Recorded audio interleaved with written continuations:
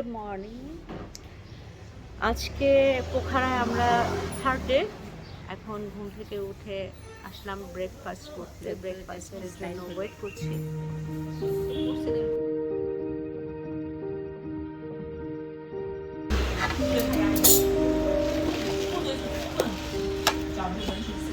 চলে এসেছে আমাদের খাবার।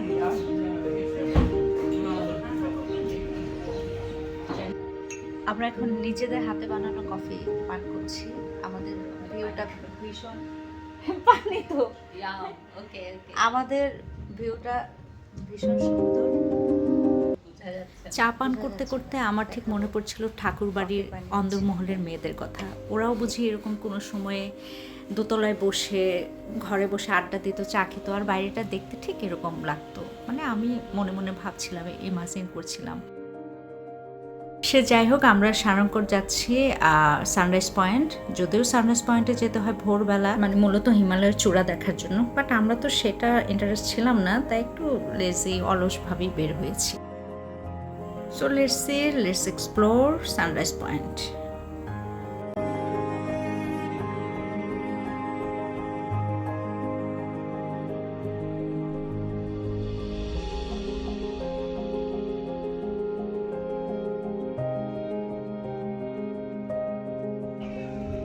পাহাড়ের অনেক উঁচুতে চলে এলাম আমরা, সানরাইজ পয়েন্ট। সো আমরা চলে এলাম, পৌঁছে গেলাম সানরাইজ পয়েন্ট। এখন বাজে দুপুর 12টা। সো মোটামুটি রোদ মাথার উপরে, তারপরও হালকা ঠান্ডা বাতাস বইছিল। ওয়েদারটা বসন্তকাল যেহেতু। প্রথমে তো সিঁড়ি এত হাইটে উঠবো, আমাদের মাথা নষ্ট, যেহেতু আমাদের তিনজনেরই ব্রেথে প্রবলেম আছে। তারপর আমরা উপরে উঠছিলাম। সবচেয়ে মজাদার এবং এন্টারটেইনিং বিষয় হচ্ছে যে এই যে পাহাড়ের উঁচুর বিভিন্ন জায়গায় জায়গায় খাঁজগুলোতে সুভিনিয়রের ছোট ছোট দোকানগুলো, এগুলো এক ধরনের রূপকথার মতো। এই দেখেন, পাথরেও ফুল ফুটে, তাহলে ভীষণ সুন্দর ফুলগুলো। নেপালের একটা জিনিস আমি খেয়াল করেছি, নেপালের খুব সুন্দর সুন্দর ফুল দেখতে, এবং সবখানেই ফুল ফুটে আছে, দারুণ দারুণ সব আননোন ফুল আছে। আর সবচেয়ে মজার ব্যাপার হচ্ছে এই যে ছোটো ছোটো সুভিনিয়রের যে দোকানগুলো, এগুলোতে খুব অ্যান্টিক জিনিস পাওয়া যায়, যেগুলো আপনি সচরাচর পাবেন না। এবং নেপালেই মনে হয় এ ধরনের জিনিসগুলো আপনি সুলভে পাচ্ছেন। এবং আমরা যেহেতু শপিং ফ্রিক, তাই এখান থেকেও কেনাকাটা করেছি। এবং দেখতে দেখতে আমাদের হাইটের কথা ভুলেই গিয়েছিলাম, উঠতেও কষ্ট হয় নাই, কেননা আশেপাশের এই শপিংগুলো, এই ছোটো ছোটো দোকানগুলো দেখতে দেখতে আমরা খুব এনজয় করছিলাম। এবং সারঙ্গকোট একদম উঁচুতে পৌঁছে গিয়েছিলাম দেখতে দেখতে বিভিন্ন সুন্দর সুন্দর জিনিস।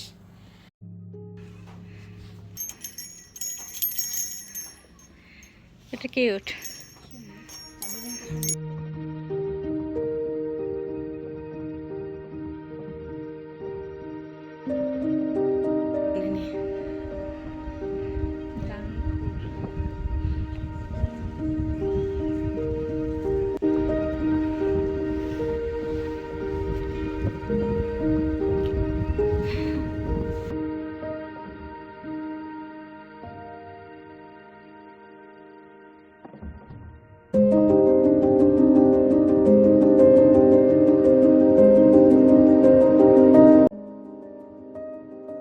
সো ফাইনালি আমরা একদম উঁচুতে পৌঁছে গেলাম। পোখারার সবচেয়ে মোস্ট ইম্পর্ট্যান্ট এবং জনপ্রিয় প্লেসই হচ্ছে এটা, সারঙ্গকোটের এই সানরাইজ পয়েন্ট।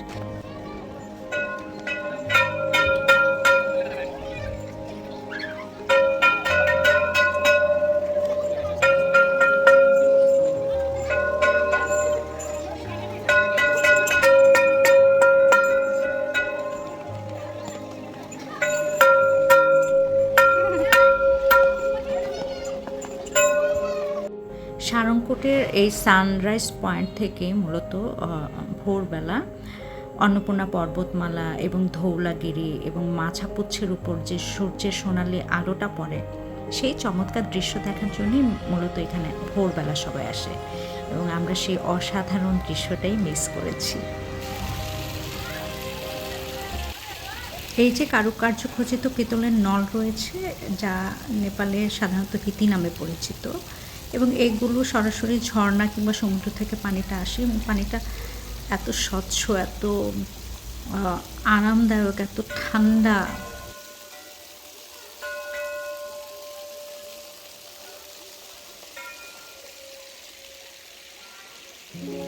এবং সারংকোটের এই সানরাইজ পয়েন্টে আসতে হলে কি করতে হবে সেটা হচ্ছে, আপনি পোখারার লেক সাইড থেকে ট্যাক্সি, গাড়ি অথবা মোটর বাইক ভাড়া করে যেভাবে আপনি আসেন না কেন 40 থেকে 45 মিনিট লাগবে। এবং নেপালি রুপি 3500 রুপিতে আমরা এসেছি আপ ডাউন, কেননা আমরা যাওয়া আসা দুটো করেছি একসাথে ভাড়া, সে কারণে ভাড়াটা এরকম নিয়েছে। আর সূর্যোদয়ের পাশাপাশি এখান থেকে প্যারাগ্লাইডিং করারও দারুণ সুযোগ আছে, যেটা ফরেনাররা করে, এবং ক্যাবল কারও আছে এখানে। আমরা ক্যাবল কারে উঠিনি, আমরা জাস্ট ভিউটা দেখে চলে এসেছিলাম। ক্যামেরার ঘোরাতে ঘোরাতে হঠাৎ দেখে দুইটা পিচ্ছি টিকটক করছে। ভিউয়ার্স, এখানে আমাদের দেখার পালা শেষ, এখন আমরা যাচ্ছি নেক্সট ডেস্টিনেশন। নেক্সট কোথায় যাচ্ছি সেটা দেখতে চোখ রাখুন শিমকি টক্স পেজে, এবং লাইক, শেয়ার, সাবস্ক্রাইব করতে ভুলবেন না। Till then, by.